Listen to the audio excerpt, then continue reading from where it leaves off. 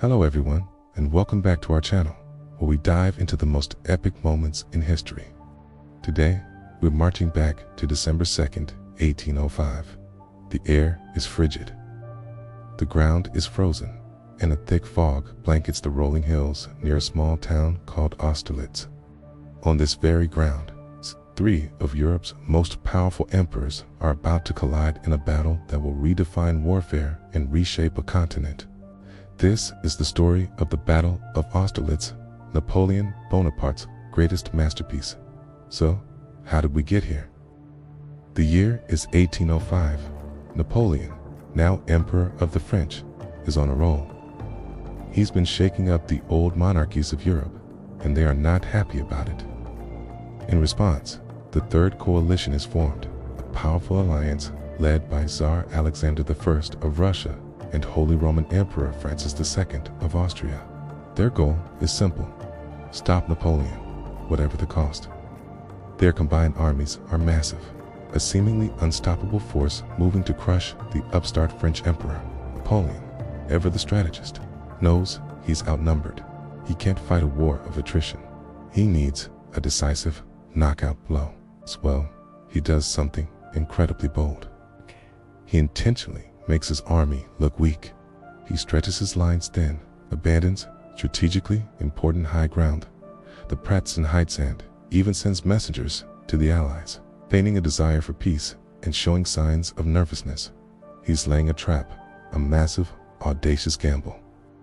The Allied commanders, particularly the confident and younger Russian generals, see this as a sign of French weakness and fear. They believe Napoleon is on the ropes, ready to retreat. They take the bait, hook, line, and sinker. The Allied plan straightforward. They will abandon the Pratzen Heights, the strategic high ground at the center of the battlefield, and swing their main force south to crush what they believe is Napoleon's weak right flank. This, they think, will cut off Napoleon's retreat route to Vienna and encircle his entire army. It's a classic flanking maneuver, and on paper, it looks solid. They are so confident in their plan that Tsar Alexander and his staff gather on the Pratzen Heights to watch what they believe will be a glorious and easy victory. They have no idea they are walking directly into Napoleon's carefully laid trap. As the sun begins to rise on the morning of December 2nd, the famous sun of Austerlitz breaks through the thick morning fog. It's a moment that would become legendary. The fog, which had concealed Napoleon's troop movements, lifts to reveal a shocking sight to the Allied commanders. As the bulk of the Allied army is busy descending from the heights to attack the French right, they've left their own center critically weakened. This is the exact moment Napoleon has been waiting for. From his command post, he gives the order. One sharp blow, and the war is over. Marshal Soult's, the Fourth Corps, which had been hidden in the morning mist at the base of the Pratzen Heights, surges forward. 20,000 French soldiers storm up the slopes, catching the depleted Allied center completely by surprise. The fighting is furious and desperate. The Allies, realizing their catastrophic error, try to scramble troops back to defend the heights, but it's too late. The French are relentless. They fight with a ferocity born of their faith in their emperor. While the battle for the center rages, the French right flank, commanded by the brilliant Marshal Devout, is performing a miracle. The Third Corps had force-marched an incredible 70 miles in just 2 days to arrive just in time. Outnumbered almost 2-1, Devout's troops are tasked with holding back the main Allied assault. They fight with unbelievable tenacity, bending but never breaking.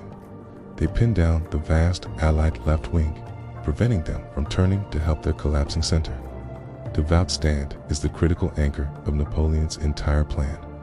It's a heroic defense that buys the precious time needed for the main French attack to succeed. With the Pratzen Heights firmly in French hands, the battle is effectively split in two. Napoleon is now in command of the entire battlefield from the central high ground. He turns his cannons and troops on the two now separated Allied wings. the Allied army, once a coordinated force, dissolves into chaos. The left wing, trapped between de Watt's defenders and Soult's forces descending from the heights, is completely surrounded. They try to escape across the frozen Sachin ponds and streams. Here, the battle turns into a rout. French artillery, repositioned on the heights, rains down cannonballs onto the ice. The ice shatters, and thousands of Allied soldiers, horses, and cannons plunge into the freezing water. It's a horrifying and decisive end to their failed attack. The Allied command structure has completely broken down. Tsar Alexander and Emperor Francis flee the field to save themselves. Their armies are no longer fighting. They are simply trying to survive. By late afternoon, the battle is over. The field is a scene of French triumph and Allied devastation. The Grande Armée has achieved one of the most decisive victories in military history. The numbers are staggering. The French suffered around 9,000 casualties. Allies, on the other hand, lost over 27,000 soldiers, killed, wounded, or captured along with most of their artillery and banners. It was an absolute catastrophe for the Third Coalition. In the aftermath, the political landscape of Europe was redrawn. A humbled emperor, Francis II of Austria, immediately sued for peace, leading to the Treaty of Pressburg. This treaty effectively dismantled the Holy Roman Empire after 1,000 years of existence and forced Austria to cede large territories to France and its allies. The Third Coalition was shattered. Napoleon Bonaparte was now the undisputed master of continental Europe. His reputation as an invincible military genius was cemented. The Battle of Austerlitz is more than just a victory. It's the embodiment of Napoleonic warfare.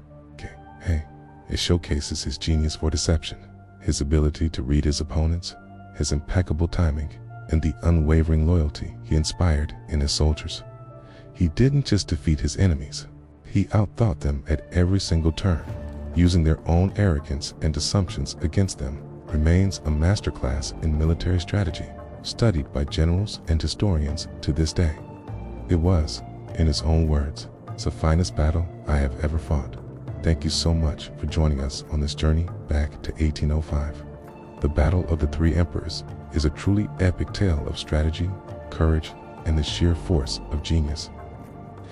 If you enjoyed this dive into history, please give this video a thumbs up and consider subscribing to our channel for more stories like this one. Don't forget to hit that notification bell so you won't miss our next adventure.